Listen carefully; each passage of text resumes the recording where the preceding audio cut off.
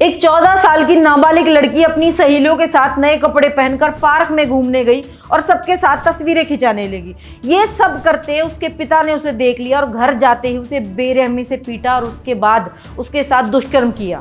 फिर उसे धमकी दी कि अगर उसने ये सब कुछ किसी को भी बताया तो वो घर के सभी सदस्यों को मार देगा। उसके दोनों भाई और माँ को जान से मार देने की धमकी दी। यहीं से शुरू हुआ एक दर्दनाक सिलसिलेवार बेरहम घटना, जहां अपने ही घर में उसी के पिता ने उसके साथ 2 साल तक बार बार दुष्कर्म किया।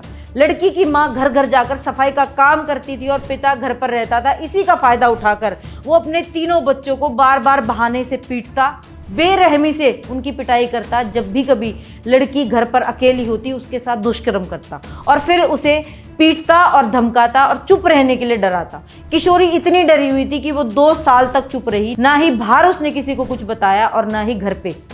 इसी सिलसिले में 10 दिसंबर 2025 को सुबह बेटी को घर पर अकेला पाकर पिता ने फिर उसके साथ ये घिनौना काम किया और फिर बच्ची स्कूल चलेगी। 16 साल की लड़की जब स्कूल से वापस लौट रही थी तो रास्ते में ही वह अपनी माँ से मिली और आखिरकार उसने अपनी माँ को अपने साथ हो रहे पिछले 2 साल की पूरी घटना बयां की।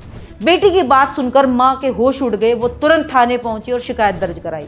पुलिस ने मामला दर्ज करते हुए लड़की का मेडिकल जांच के लिए भेजा और काउंसलिंग के लिए भी भेजा। काउंसलिंग टीम के मुताबिक बच्ची लंबे समय से डर और दबाव में जी रही थी, जिसके कारण उसने किसी से भी मदद नहीं मांगी।